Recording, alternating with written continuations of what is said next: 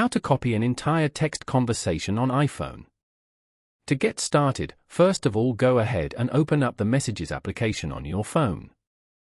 The Messages app on iPhone allows users to send and receive text messages, photos, videos, and other media with other iPhone users via iMessage or with non-Apple devices via SMS or MMS.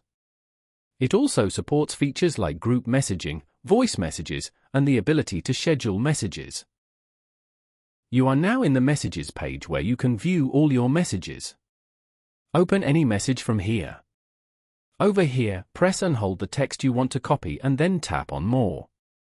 Then, select all the other texts in this conversation as well. And then, go to the bottom right corner and tap on the forward icon.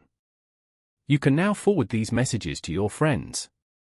Following these steps, you can easily copy an entire text conversation on iPhone. Thank you for watching.